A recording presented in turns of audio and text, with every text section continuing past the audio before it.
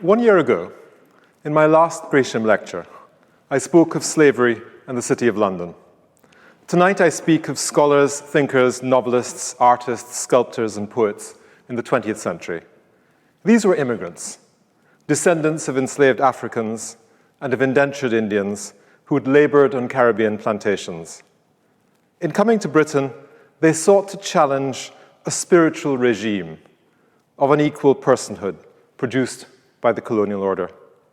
To begin where I began last year, the slaves were coming to break through that wall which separated those who enjoyed the freedom and wealth of the city from those who suffered its despotism and poverty. The 21st of June, 1948, was cold and wet. In the dark midsummer afternoon, the House of Lords met to debate the committee stage of the Nationality Bill, which proposed to create a common British citizenship across the empire. The question of race and the place of the colonies surfaced quickly. Viscount Elibank declared that he knew the colonies well. The natives, he said, were happy as subjects of the crown. He told a joke about a friend in New York, in a New York hotel, who went up to bed one evening, and the elevator man was colored as black as your hat. When my friend reached his floor, he left the elevator, and the man looked at him and said, "Sah, we two are the only darn Britishers in this hotel." The point of his joke was to illustrate the danger of a new doctrine of British citizenship, undermining the old order of British subject, in which each knew his place on either side of the wall.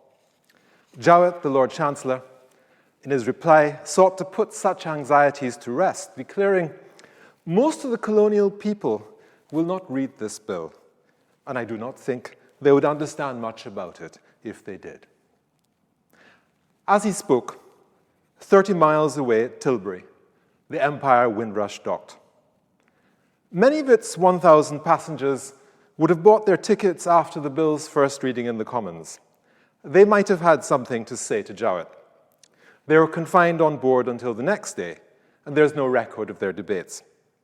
But we might guess their tenor from the immediate response of Lord Kitchener, the Trinidadian Calypsonian, when pressed the next morning by a reporter for a song.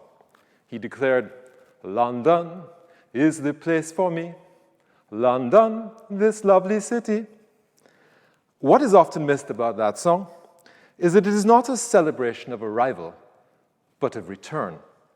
You can go to France or America, India, Asia, or Australia, but you must come back to London City. For many of the passengers, it was a return. In first class, in a cabin near Nancy Cunard's suite, there was Ellis Clark, the 30-year-old barrister, an alumnus of UCL and Gray's Inn, who in 1976 would become the first president of the Republic of Trinidad and Tobago. 5 levels below, there was a regiment of Jamaican ex-servicemen who had already shed blood, sweat, and tears in Europe. But for Kitchener and many fellow passengers, as for many other generations of West Indians, it was a more complex kind of return. They confronted the enigma of an arrival home to a strange place where they were branded on the skin as strangers. The coming of West Indians to Britain in the 20th century, long before and after Windrush, is quite unique in all the thousands of years of immigration to the British Isles. Unlike the religious exiles like the Sephardic Jews or French Huguenots in the 17th century, or political exiles like royalists from France, Marx from Germany, or Herzen from Russia in the 18th and 19th centuries, or East European Jews in the 20th century, whether tailors in Bethnal Green or scholars in Oxford. We understood ourselves as coming home. West Indians shared this sense of coming home with immigrants from Canada or Australia. But what distinguished their situation is that they understood that they were journeying against the current of an ancient relationship of power and across a global color line. Unlike migrants from South Asia and Africa, West Indians came from societies which had been constituted in modern history over 3 centuries, side by side modern Britain, in the most intimate entanglement, but on terms of categorical inequality. In 1950, the West Indies cricket team defeated England for the first time in a test series in Britain. The victory at Lord's was watched by Lord Kitchener and his fellow Calypsonian Lord Beginner, who had also arrived on the Windrush. They led a crowd of revellers to Piccadilly, singing a victory song which had become famous for its lyric, "Cricket, lovely cricket, at Lord's where I saw it," and its chorus praising the guile of the bowlers, the Indo-Trinidadian Ramadan, and the Afro-Jamaican Valentine. In April of that year, a very different pair of spinners arrived in Plymouth from Port of Spain, the Barbadian George Lamming and the Trinidadian Sam Selvon. They had shared a cabin and a typewriter on the crossing. Selvon, on his immigration declaration, declared his former profession of journalist. Lamming, more boldly, given that he had not yet published more than a few poems, described himself defiantly as writer. Lamming would write in London and publish in 1953 the classic In the Castle of My Skin, a glance back to a colonial childhood in Barbados, following it in 1954 with The Emigrants. Selvon followed a similar pattern, publishing in 1952 A Brighter Sun, a unique portrait of the Indo-Caribbean experience, and in 1956, The Lonely Londoners, perhaps the greatest portrait of the experience of Windrush migrants in any novel. Lamming reflected in the 1980s, migration was not a word I would have used to describe what I was doing when I sailed with other West Indians to England in 1950. We simply thought we were going to an England which had been planted in our childhood consciousness as a heritage and a place of welcome. It is a measure of our innocence that neither the claim of heritage nor the expectation of welcome would have been seriously doubted. England was not for us a country with classes and conflicts of interest like the islands we'd left. It was the name of a responsibility whose origin may have coincided with the beginning of time. This lecture is dedicated to George, now in his 94th year, whose influence on me is only exceeded by my parents, whose voice I will always carry in my own. But West Indians also packed in their grips memories of colonial terror. In that same Windrush month of June 1948, many in British Guyana would have puzzled at Lord Elibank's faith in their happiness as subjects of the Crown. A strike of sugar workers on whom Booker's was trying to force a cut in wages had a tragic culmination. On the 16th of June 1948, the police opened fire at the rear of the factory of Enmore Plantation, killing 5 and maiming 12 others. It was not the first or the worst example of the British colonial state killing Guyanese workers. At Rose Hall Plantation in 1913, police troops equipped with a machine gun had killed 13 people and wounded 40 others. At Rhymeveld in 1924, 13 sugar workers had died. In 1939 at Leonora, 4 were shot and killed. In 1948, news spread fast through the colony, and on the 17th of June, a vast march carried the bodies of the Enmore martyrs for burial in the city. In Georgetown, my father and his stepfather joined thousands of others on the St. John Road for the journey to Lerpentia Cemetery, where political speeches continued for hours.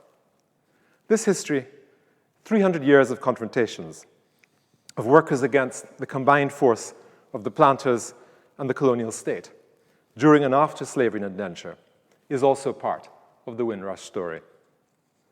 But much as the Russian peasants of the 19th century are said to have blessed the Tsar while cursing local landlords and magistrates, so many West Indians, even as they struggled with the local planter class and colonial officials, imagined England as a pristine theatre of liberties and justice.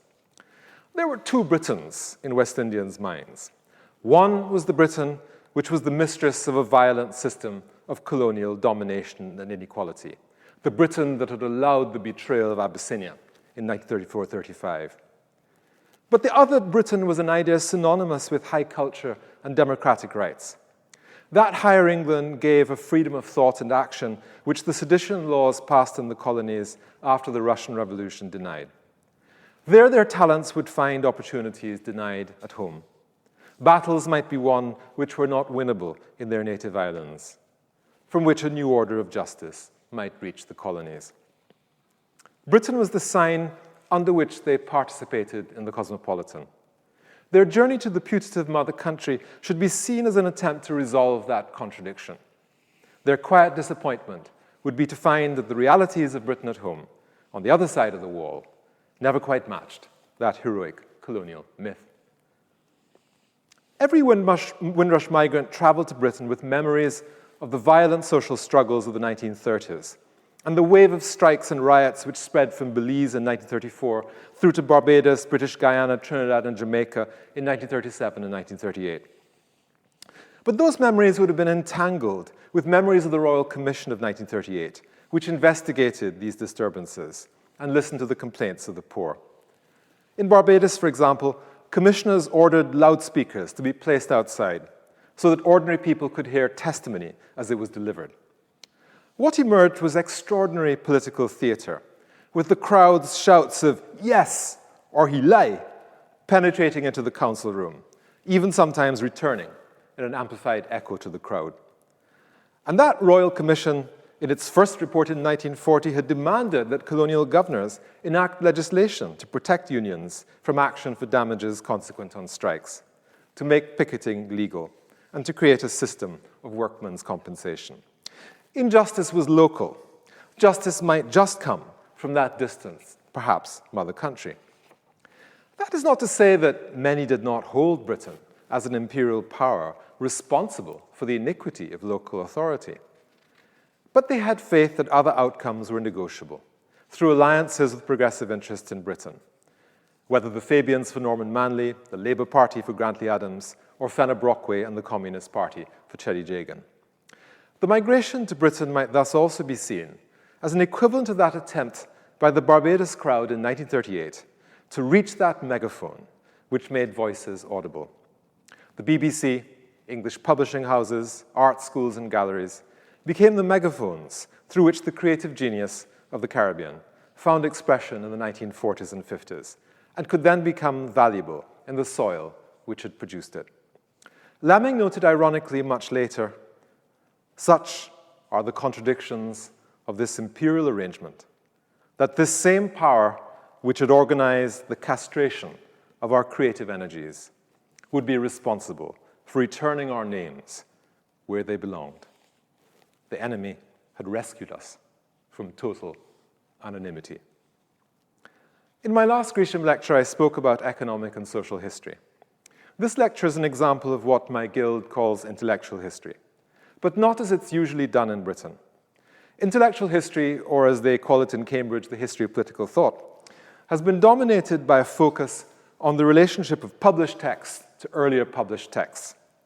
It is a peculiar, cloistered, disembodied history, which studiously ignores the effects of power, which focuses on literate and privileged minorities, ignores the oral and popular, and is uneasy with, if not contemptuous of, the unmannered forms through which the uneducated, which is to say the poor, transact their intellectual life.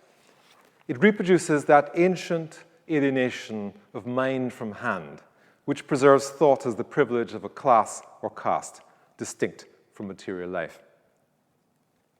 But man does not live by words alone, and how people work for bread conditions the terms of their thought. As Martin Carter, the national poet of Guyana, put it, the mouth is always muzzled by the food it eats to live. Sometimes thought and ideas can find safe expression only in actions, from the running away of the slave, which finds its twin in emigration from the colony, to the forms of self-care and cooperation through which resistance and new kinds of solidarity find their voice.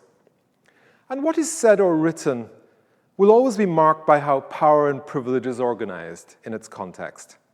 Who has the right to speak, and more critically, to be listened to? Thoughts and speech may be free, but only some effects of human intelligence receive attention or reward. And what is written always carries as its shadow what is unsayable, impolite, unreasonable, or too dangerous in that time or place. Social facts order kinds of repression and exclusion, which shape the underwater bulk of ideas, of which the library of printed books are just the tips of icebergs. Until we reckon with this, we deny ourselves insight into the greater part of the real human history of ideas. And intellectual history will remain part of what Rolf Trouillot called silencing the past. This instead is an essay into intellectual history from below. My intellectuals were only 1 or 2 or 3 generations away from the plantations. They were formed in societies in which education was a luxury good, denied past the most basic level to most people. They were educated into a double consciousness, even a fractured one, living in one dimension as equal participants in the universe of art and ideas, and in another, marked as perpetual subordinates in a global order, for which the sign was their dark skin. To be schooled was to learn about Greece and Rome, English history and literature, to have your gaze focused on places far away, to tune your spirit to an authority whose high priests were white. But from the end of slavery, it was clear that the only rescue from poverty was education. Families sacrificed so that 1 or 2 of them might climb that Jacob's ladder. Across the Caribbean, as Lamming put it, the elementary school became the chapel. The colonial versions of English public schools, like Queen's Royal College in Trinidad, or Harrison College in Barbados, or Jamaica College, became the cathedral, and an English university, the Kingdom of Heaven. I went to Harrison College in the decade after political independence, but our sixth form library still had an aged, bound volume which recorded all the Oxford versus Cambridge varsity competitions across a century, in rugby, rowing, cricket, bridge, even tiddlywinks. Education in the colony amounted, at its highest level, to preparation for emigration. Colonial societies existed to produce commodities for export: sugar, rum, bananas, cocoa. They imported manufactured goods, including ideas of value and aesthetic taste. The educated in the colonies, if they were not doctors, dentists, or lawyers, could be paid only as teachers or civil servants, usually only at the most junior level, as the top jobs were kept for British or white dominions expatriates. No one would be paid to write, paint, or sculpt. Indeed, why should they be paid, since nothing valuable was made where there were no winters? There were no publishing houses or reading public, let alone book reviews or radio broadcasters who hired freelance contributions from clever people. Newspapers like the Argosy in Guyana, the Gleaner in Jamaica, or the Guardian in Trinidad were organs controlled by the planter class and shut out dissenters. There were no galleries to sell or collectors to buy works of art, no studios, no kilns, oil paints, and expensive import. In spite of this, thoughts were thought, poems written, art made. The partners of the national awakening of the 1940s were literary journals like Frank Collymre's BIM in Barbados, A.J. Seymour's Kaiko Varal in Guyana, and Edna Manley's Forum in Jamaica, and initiatives like E.R. Burroughs' Working People's Art Class in Guyana, and the Why Not discussion group in Trinidad. Our protagonists, Lamming, Bowling, Tu Brathwaite's, LaRose, and many others, were products of that tide. But to be of value in a colonial society, one had to follow the circuit of commodities, exported like cheap brown sugar to Britain, to be re-imported as expensive, refined white sugar or jam. And so in August 1951, the 19-year-old Stuart Hall sailed from Kingston, Jamaica to Avonmouth on the Elders and Fifes banana boat to go to Oxford. And in May 1953, the 19-year-old Frank Bowling left Georgetown on the Booker's ship to Port of Spain, on deck above a cargo of sugar and rum. Booker's at that time controlled about 70% of the economy of his homeland, such that the colony's initials BG were humorously parsed as Booker's Guyana. Bowling and Hall were raw material, exported to be refined in the cultural factories of Britain. It was a recurrent tragedy that as finished products, such men and women would become too complex, too costly to ever be re-imported back to the soil which made them. Throughout his work, Bowling would insist on his roots, both African and Guyanese, in works such as Bartica Born of 1967, and the haunting superimpositions of the profile of his mother's shop in New Amsterdam, onto experiments in abstraction, such as Cover Girl of 1966, the year of Guyana's independence. But there was no way back home, no way to live and work as an artist of his ambition in colonial or post-colonial Guyana. For Stuart Hall, similarly, Jamaica and the Caribbean would be places to be visited for short or long spells. But except in his majestic brain, there was no way back home. His gifts became entangled in the problem of Britain. His energies folded into the work of the New Left Review, of Hoggart's Cultural Studies program in Birmingham, and a new British sociology. Some tried more than once. Donald Locke, the painter and ceramicist, first arrived from Guyana at the age of 23 in 1954 on a British Council art scholarship. He returned home trained as a potter, but found no kilns to work with. He returned in 1959, coming to the Edinburgh College of Art, returning home to Guyana to teach in 1964. Finally, in 1969-70, faced with the impossibility of doing the work he wanted to do in Guyana, he left again for good, making a career first in Britain, then in the United States. In 1972-74 in London, he made his masterpiece, Trophies of Empire. I hear in it Donald's bluesy laugh, humor seasoned with pain, a meditation on his art's colonial predicament, on the commodification of art and artist, the phallus in chains, the exhibition vitrine as a kind of ineluctable prison, on his refusal of the savage slot. I give you as an example of Donald's humor, his Conspiracy of Icons 1 of 1991, now in the High Art Museum in Atlanta. On the bottom left corner, you can see immortalized, "My feet." All knew that in order to succeed or even just survive, they were compelled to accept a kind of alienation from their societies. But the best of them recognized that their capacity for originality depended on challenging that denial of roots. Their work exemplified what the Martinique poet Edouard Glissant called forced poetics, the forms of expression of those who were constrained to negotiate their meanings from a subordinate position in a regime of culture and power. They found themselves sometimes in a double isolation, a double loneliness, neither wholly legible to the society they were in, nor to those they'd left behind, for whom they sought to speak.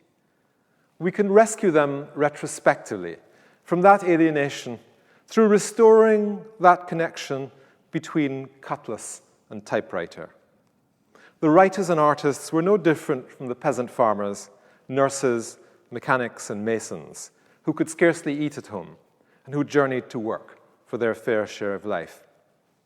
We may recognize how the poet and the calypsonian, the cane cutter, historian, nurse, painter, and bus driver shared a similar colonial predicament and a similar determination to be fully human, to become their truth, even if it cost them the safety of home. They were surviving, thinking towards a future, which might just be us. In the colonial conjuncture, long before Windrush, England was the forum in which West Indian interests had to be prosecuted. John Jacob Thomas, 1841 to 1889 of Trinidad, perhaps the greatest of all 19th century Anglo-Caribbean intellectuals, ended his life in Britain as he tried to publish new editions of Fraudacity, his riposte to J.H. Froude's negrophobic contempt, and his pioneering theory and practice of Creole grammar, the first book to explore the African grammars organizing Caribbean vernacular speech. In March 1932, another Trinidadian, a 31-year-old man who identified his profession as teacher, arrived on the Columbian Plymouth. His name was C.L.R. James, and in 1933, he published with the Hogarth Press, under the patronage of Leonard and Virginia Woolf, a pamphlet called The Case for West Indian Self-Government.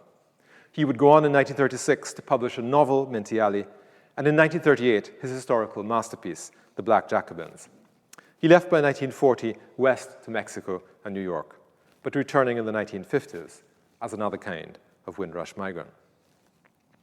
James was part of a galaxy of West Indian intellectuals in London, in the generation before Windrush.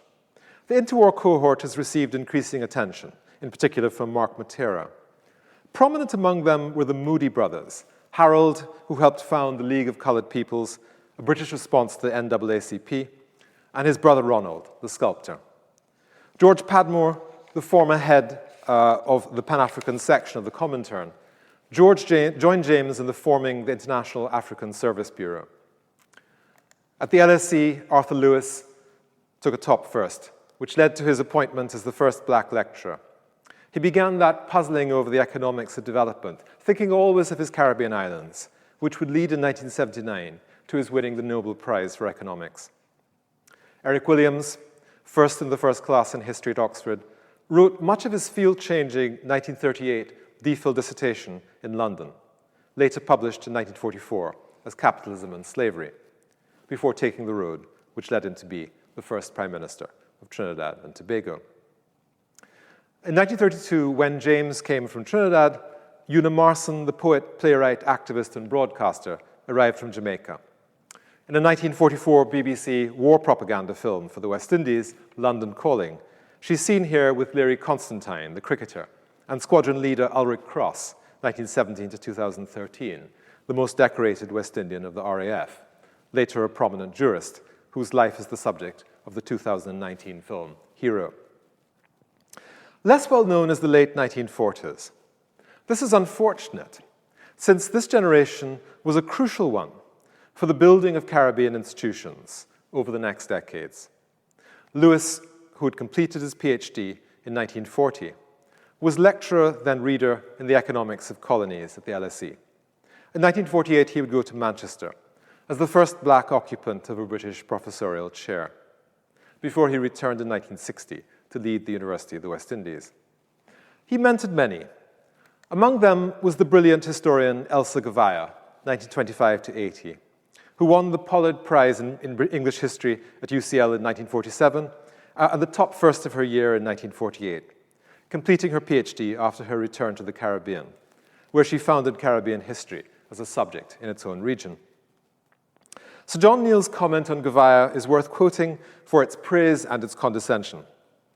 When one considers that she comes from the colonies and can scarcely be compared with somebody coming out of a highly cultured West European background, she is phenomenal. Her companion reading history was the Jamaican Lucille Mathurin-Mer, 1924 to 2009, who would go on later to write the first major study of Caribbean women's history. The Jamaican anthropologist, M.G. Smith, was at UCL, beginning the journey towards his plural society model, in debate already with the Trinidad sociologist Lloyd Brathwaite, 1919 to 1995, who developed the Weberian Parsons model of social stratification, and later directed UWI in Trinidad. In the background were other minds of great originality, such as the Guyanese Dennis Williams, painter, novelist, and scholar of African art and pre-Columbian Guyanese archaeology, who arrived as an art student in 1947. Around the LSE and the Inns of Court, mixing with Seretse Khama, were figures like Errol Barrow of Barbados, who, like Cross, had had a good war in the RAF, Michael Manley of Jamaica, and Forbes Burnham of Guyana, who graduated in 1948. 25 years later, they would each be prime ministers of their homelands. I pass you a story I heard as a child, lest it be forgotten, of the evening in London when they bid farewell to Burnham, Lloyd Brathwaite giving a toast which ended with his vain hope that Burnham would not use his formidable talents for the seduction of young women and the corruption of his people. Windrush changed the volume and the character of West Indian migration. Lewis in St. Lucia, Williams in Trinidad, Burnham and Gavaya in Guyana had won the only scholarship for their year. After 1950, the number of West Indian students multiplied. In 1939, there had been 166 in Britain. By 1947, there were 929, but by 1960, 7,000. The gender ratio became more balanced. Until the late 1950s, there were almost 3 West Indian men for every woman. Among the students themselves, West Indians like Vidia Naipaul, who in 2001 would receive the Nobel Prize for Literature, or Hall in Oxford, and Kamau Brathwaite, now considered the national poet of Barbados at Cambridge, the students of Edinburgh and Manchester, the diners at the Inns of Court, the talkers and drinkers of Bloomsbury and the LSE, lived in quite distinct worlds, even if they overlapped increasingly in the West Indian Student Centre in Earl's Court and in the Federation of West Indian Students.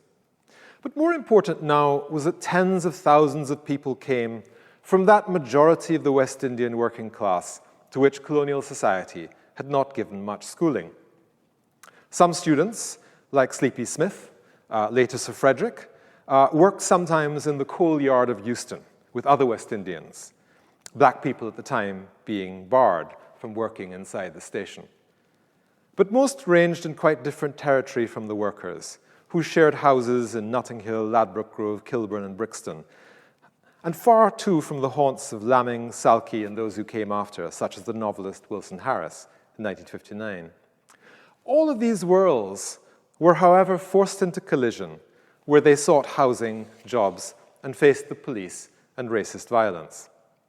It is said that Richie Haynes, later Sir Richard, there on the right of that photograph of that New Year's party in Edinburgh, arrived at Edinburgh University in the late 1950s as a cautious Barbadian.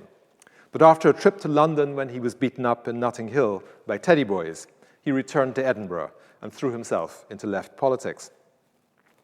It was not that the early generation had not known British racism. The history of the colour line in early and mid-20th century Britain still remains to be written. Unlike in the United States or South Africa, racial segregation was never encoded in law, but it was practiced everywhere. From Oxford and Cambridge, where Williams and the Guyanese polymath N.E. Cameron had not been admitted to proper colleges, to the humblest bars. Students joked about the colour tax, that even when landlords agreed to rent to them, they charged more. This discrimination had been the origin of Moody's League of Coloured Peoples. Arthur Lewis later recalled that he was subjected to all the usual disabilities, refusal of accommodation, denial of jobs for which he'd been recommended, generalized discourtesy, and the rest. Eric Williams' autobiography, Inward Hunger, has a chapter on his humiliations in Oxford, including a poignant memory of the ladies who moved away from him as he knelt in church at the communion rail. The colour bar was formally challenged in a lawsuit in which Larry Constantine sued and won damages from the Imperial Hotel in 1944. But what the law did not protect, custom perpetuated. By the late 1950s, this took a violent edge and forced new solidarities into being. From the other direction came a growing hardening of anti-colonial sentiment. Experiences of racism within Britain were enmeshed with responses to the suspension of the democratic constitution of British Guyana in 1953, the Mau Mau revolt in Kenya, the Bandung Conference of 1955, and the independence of Ghana of 1957. A sea change can be detected in Andrew Salkey's poem Jamaica Symphony, which won the Thomas Helmore Prize in 1955. For the first time, he wrote, I began to realize myself as a colonial, and us as a colony, and our history, and the way that we were forever at someone else's beck and call. If, from one direction, West Indian nationalism sharpened, they saw to a dramatic tightening of British attitudes to colonial migrants, culminating in the Commonwealth Immigrants Act of 1962, which ended the equality of citizenship of the 1948 Act. The question of home pulled in two directions. For some, this British sojourn was now a preparation for the work of building a West Indian nation, a temporary site of engagement from a distance with the region. But for many others, a new awareness dawned. West Indians who'd only imagined they were coming to Britain for a short spell now found themselves with partners, children, homes, and jobs, putting down roots under these dark skies. They and their children found in the late 1960s, in between Enoch Powell's notorious speech and the rise of the Black Power movement, a further turn in consciousness.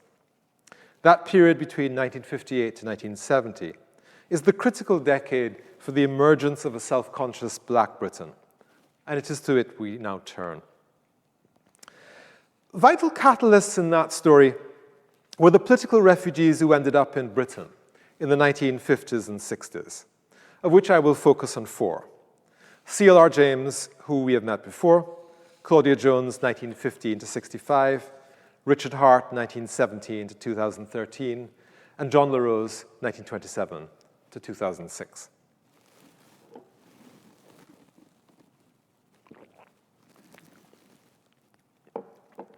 It is critical that these were Marxists, on the left of Caribbean politics, who brought with them clear analyses of race and class and British imperialism, and for whom the colonial and post-colonial Caribbean had no place for. James and Jones were refugees from American McCarthyism. James had left Britain in 1939 to Mexico, where he debated Trotsky, and after a brilliant and tumultuous decade in the United States, during which he'd been a political prisoner for a spell on Ellis Island in the shadow of the Statue of Liberty, he was deported from New York to Plymouth on the Italia in June 1953. He certainly didn't want to come. He arranged to have privately printed his book, Mariners, Renegades, Castaways, and distributed to every senator in the hope that perhaps, in fact, his deportation could be turned around. But he was deported. For a brief spell, it seemed he would find a way home. As his friend and former student Eric Williams, then Premier of Trinidad and Tobago, made James in 1958 editor of his party organ, The Nation. But by 1960, their paths diverged on both the politics of socialism and federation, and Williams turned violently against him. And James returned to London in 1962. He tried for the last time in 1965, returning to help lead the Workers' and Farmers' Party, but was placed under house arrest by Williams. In 1966, he returned to Britain, where he would remain, apart from long spells in the United States. In London, in this last quarter of his life, he played an extraordinary role as mentor, first for West Indian students of the Black Power generation, such as the historian Walter Rodney, 1942-80, and the lawyer Maurice Bishop, 1944-83, who would later lead the Grenada Revolution. But second for Black British youth, in particular through the mediation of his nephew, Darcus Howe, with whom he lived until his death in 1989, above the Race Today bookstore in Brixton. I visited him there early that last year. He was watching cricket on television, wearing thick woolens. How much better if he could have watched it live at home in the heat of Queen's Park. I thought of Eric Roach's poem, Letter to Lamming, forgive the dream that drags you back to islands, desiring your genius home again, among the immortelle and Poncianas, dropping red pathos on our naked graves. Claudia Jones had been born in Trinidad in 1915, but had lived from the age of 2 in the United States. She joined the Communist Party of the United States in 1936. Journalist, organizer, she made a crucial intervention in CPUSA debates in the 1940s, insisting as secretary of the party's Women's Commission that race and gender interacted with class to organize exploitation and oppression. This breakthrough was the kernel of what, in the 1980s, would become the theory of intersectionality. From 1948, with the rise of McCarthyism, she faced persecution by the state for her politics, including periods of imprisonment, culminating in her deportation to London in 1955. In London, she worked with the Jamaican RAF veteran Billy Strachan in the West Indian section of the CPGB. More important was her role in organizing Caribbean social and cultural life in Britain. She founded the pioneering newspaper, the West Indian Gazette, in 1958, which she edited until 1964. And this is the forerunner, essentially, of all of the Black British press that we have today. Her most influential and enduring initiative, however, was the first London Caribbean Carnival in St. Pancras Hall in 1959, which was the roots of the Notting Hill Carnival, which is now the largest street festival in Europe. Hart and LaRose were victims of the colonial end of British McCarthyism. McCarthyism here, like the British colour bar, was a far more discreet thing than its American equivalent. But the Christmas trees on the personnel files of dangerous people at the BBC had multiple informal equivalents. Among the secret archives dislodged from the FCO in 2011, as a result of the Mau Mau trial, the famous Hanslope disclosure, was a document from Jamaica in which it is revealed that all appointments to the University of the West Indies were vetted in London by a committee on which there was a representative of MI5, which aimed, quote, to keep the university free of communism, end quote. Within the West Indies, communism was an elastic category into which were consigned anyone with an uncompromising relationship to the colonial order and its successor. And these files on communism in the migrated archives include files on the UNIA, Garveyites, on Rastafarians, as well as people who had a kind of linear connection to the CPGB. These dangerous people were simply shut out of jobs in the civil service, or they became lawyers without briefs, businesses without credit or clients, forced into emigration. Some were prosecuted under subversive publications laws for owning proscribed books. Others were watched by the special branch, their post opened and telephone calls recorded. People from one West Indian colony would be banned in others to disrupt any attempt to build a pan-Caribbean left. One of the glories of Barbados is it never actually did this banning. Billy Strachan, banned from Trinidad. Quentin O'Connor and John LaRose, banned from Grenada and Jamaica. In 1958, when he was graduating from Edinburgh, my father inquired about a post in Jamaica. While neither he nor my mother were members of any political party, they were promptly banned by the colonial government, a ban that wasn't lifted until 1976 in Jamaica. And of course, this didn't end with political independence. A decade later, in 1968, Walter Rodney was banned under the same legislation. For many of these people, Britain ended up as the refuge.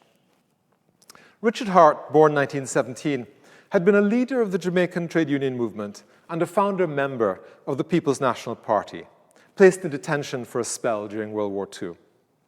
After 1945, he was secretary of the Caribbean Labour Congress, a key figure linking unions and politics across the Caribbean, with left politics in Britain and in particular the Communist Party.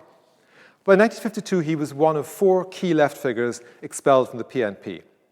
In the end, he had to leave Jamaica, going first to British Guyana and then, in 1965, to Britain.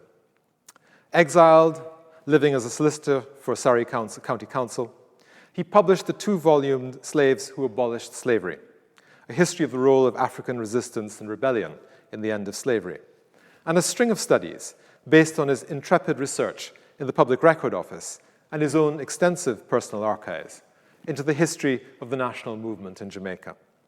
Among his side interests was the linguistics of pre-Columbian languages in the Caribbean. At the same time, he gathered around him other political exiles, the Guyanese Lionel and Pansy Jeffries, and the Jamaican unionist Cleston Taylor, in an organization called Caribbean Labour Solidarity, which continues to this day. Apart from a period in Grenada as Attorney General during the period of the Revolution and a brief experiment at returning to Jamaica, he spent the rest of his life in Britain, giving lectures on the bicentenary of the abolition of the slave trade in his 90th year. John LaRose arrived in England in 1961, in his early 30s, after intense involvement in trade unions and the cultural and political life of Trinidad. He was one more of those driven out, a kind of economic migrant, but his economic situation being a result of his politics. It is a challenge even to summarize his impact on Caribbean intellectual life and on the making of Black Britain. 4 things, however, stand out. First, his key role in the Caribbean artist movement, which from 1966 to 1972 brought together an extraordinary galaxy of writers and artists under the leadership of LaRose, Andrew Salkey, and the poet and historian Kamal Rathod. Cam's influence in both directions, on the Caribbean and on a nascent Black Britain, was profound. Second, his founding of the publishing house and bookshop, New Beacon Books, which with Erica and Jessica Huntley's Bogle Louverture Press made London the centre for radical Caribbean publishing. In New Beacon, we can see LaRose's commitment to summon all of the Caribbean's intellectual generations, its name honoring the pioneering Trinidad literary and political magazine Beacon of the 1920s, while among his first publications were the first new editions in almost a century of J.J. Thomas's Fraudacity and the Theory and Practice of Creole Grammar. Third, the part he played in the founding and driving of key Black British organizations, the Black Education Movement, the Black Parents Movement, and the Race Today Collective. In the photographs and films of his friend and collaborator, Horace Ove, we have a lasting celebration of these 3 dimensions of LaRose's British life. But fourth, LaRose ensured his own monument in his creation in 1991 of the George Padmore Institute, which protects today a precious archival collection for research in Caribbean and Black British cultural and political history. And indeed, if you're looking for some place to which you might donate money, the GPI, I think, is a very excellent recipient. If we think about these 3 or 4 generations of Caribbean intellectual life in Britain, from the 1930s to the 1970s, we may identify 3 themes. First, an inventory of self, as they look back to the region, its past and future. It was in Britain that West Indians from different territories met each other often for the first time. There had been other sites of rendezvous and encounter: Panama during the building of the canal, Harlem in the 1920s, Montreal and Toronto, and after 1950, the University College of the West Indies. But London played a special role in stimulating West Indian projects and in shaping the women and men, the books, ideas, and works of art which created the post-1945 English-speaking Caribbean. Second, they negotiated what it meant to be black and brown in Britain, exploring in theory, practice, and art what a post-colonial, post-racist Britain might become. They declared, as Linton Kwesi Johnson put it, "No matter what they say, come what may, we are here to stay in England." Last, they looked outward at the world, imagining a Caribbean cosmopolitan, making rendezvous with Europe, Asia, and in particular with Africa. M.G. Smith to Nigeria, Dennis Williams to Sudan, Kamau Brathwaite to Ghana. And for Williams and Wilson Harris, a similar rendezvous with the Amerindian past and present of the Caribbean and its meanings for a cross-cultural creative imagination. What I provided tonight is only the briefest of maps of a terrain on which so much remains to be explored. The recovery of this world of thought is urgent, both politically, for British civic life, and intellectually. This is why, for the last decade, I've taught in London a final year special subject in Caribbean intellectual history. Until this year, I was blocked, bizarrely, by an administrator from doing so. My conversation with you tonight is shaped by my students' work. From Imebong Umoran, now a lecturer at the LSE from the 2010 cohort, who made me understand Una Marson, to Jacob Feltham Forbes, who was graduated in 2020, who wrote a brilliant dissertation on West Indian publishing. White Britain has often not quite known what to do with West Indian intellectuals. For us, the spoken word is sacred, the political is personal, and while consummate insiders, we also carry with us engagements with history and power, great and little traditions, wounds and lines of view, taste and style, which are alien. It is the predicament of the colonized to know the colonizer intimately, while being illegible to them. Writers like Lamming, Selvon, Salke sold relatively few books in Britain. There was too much going on, which British readers didn't get. They met ignorance and condescension, of which Kingsley Amos's Fresh Winds from the West essay of 1958 is a monument. You will struggle to find them now in British bookstores. Williams's Capitalism and Slavery did not receive a British edition till 20 years after its publication in the United States. James's Black Jacobins was out of print for decades until discovered again in the United States. Frank Bowling toiled in great obscurity, surviving because of New York. Only in 2019 would the Tate retrospective give Bowling's genius the national attention it deserved, with his knighthood following Black Lives Matter in 2020. Lamming's paradox held. The Tate is the heir of Booker's Tate and Lyle, the sugar company. On a Booker's ship, Bowling left Guyana, and on a Booker's legacy, he found his apotheosis. But West Indians have often neglected their own. The only living person named in Barbados as a national hero is Sir Garfield Sobers, the cricketer. Neither Kamau Brathwaite nor Lamming were so recognized. Prime Minister Motley, Mia, I know you're watching this.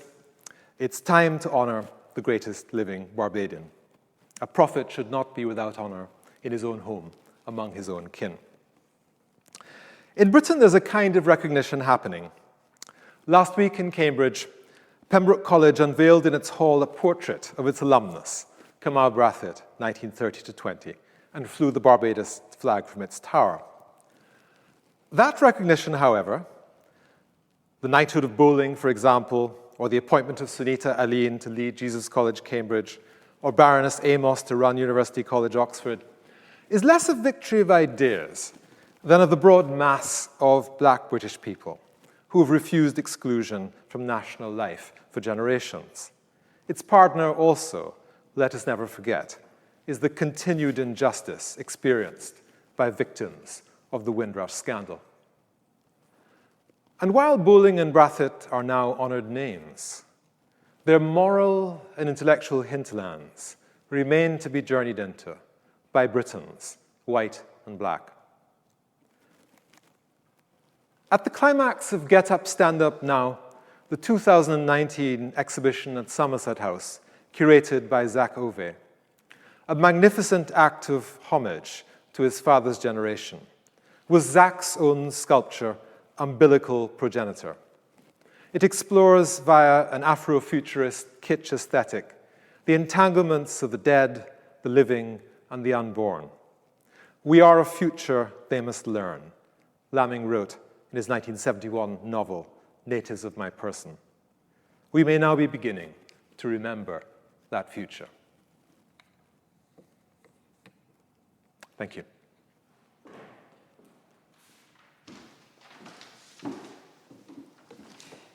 Professor Drayton, thank you very much for a really interesting talk. I do have a couple of questions from our online audience. The first one speaks to the codification of racial codes.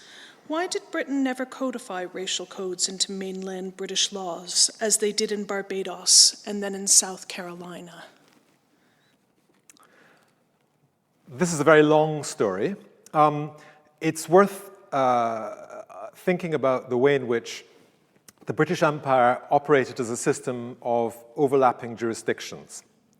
And the great fiction which operated in terms of chattel slavery in the colonies is that chattel slavery was protected within the laws of those colonies, but did not exist on British soil itself.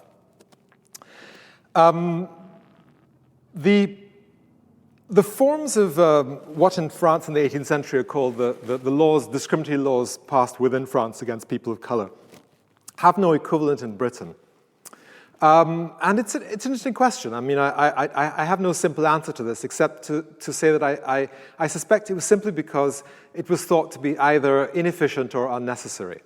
And that where it was necessary to discriminate against people of color, this could be done in far more efficient ways, without, in fact, passing some kind of formal law. Thank you. I have a related question about the lack of official segregation and official McCarthyism in the UK as opposed to in the US.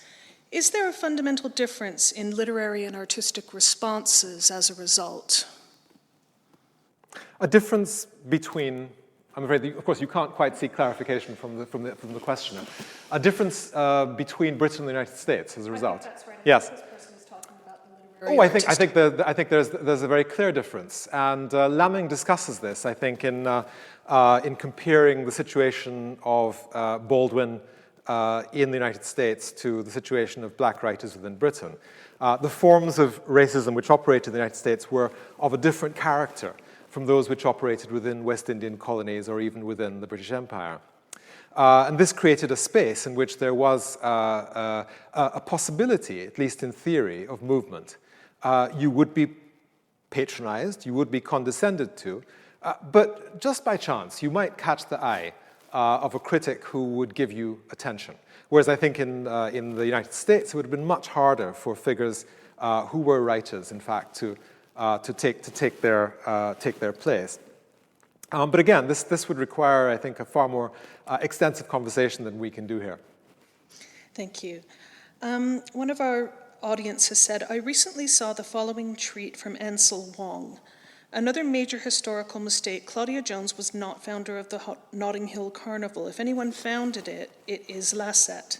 Do you see Claudia's carnival as intimately linked to the Notting Hill Carnival that became a street festival? The key thing to recognize about Claudia is that she was a great institution builder. This is not to say there had not been forms of carnival which had been practiced and celebrated in Britain before Claudia. But what is significant is in that January 1959 carnival is that Claudia created an institution, and with others she worked to ensure that the cycle of carnivals continued to such a point that it became sustained. It seems quite clear to me that in this she was very much influenced by the precedent of what had happened in Harlem.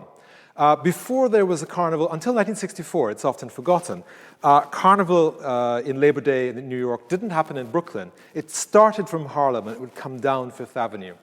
And that Harlem carnival was very closely linked to the politics of Harlem in the early and mid-20th century. That's the example which Claudia would have had in mind. So that to think of Claudia as the sole founder of the carnival, this would be an error. But Claudia's role as an institutionalizer of that, I think, does deserve some credit. And the final question, what is your vision for the future in terms of culture? It says in times of cultural thought, but I think it means in terms of cultural thought. What is your vision for the future in terms of cultural thought? I think that I am still exploring that terrain opened up by figures like Wilson Harris and Lamming, about the possibilities of the cross-cultural imagination, about the ways in which the kinds of meeting of different kinds of manners and style opens up a set of creative possibilities, both in terms of the creative arts, but also even in terms of thinking about history and politics. In my own domain, I'm very interested in the ways in which we have a vocabulary in Caribbean thought for thinking about time in ways which are very complex, in ways which acknowledge the kinds of overlaps between past and present and future, the kinds of interdependencies which are now in a way latterly being discovered by historians in the West. So I think there are vast resources there for us to explore and to exploit and to transfer until they become part of the wider human commonwealth. Sorry, I've just been told that one more question's come in. Unfortunately, I'm not seeing it on here, though, so I think I better bring it to a close. But thank you very much. Well, thank you very much. Yeah, and thank you for coming, everyone. I did want to say that this week we have lectures from our professors of business and astronomy. And on Wednesday, the 28th of October, visiting Professor John Mullen will be speaking on convincing fiction. We also have a lecture on John Evelyn, Britain's first environmentalist, by Gillian Darley on Thursday, the 29th of October. So please do have a look online and join us for those.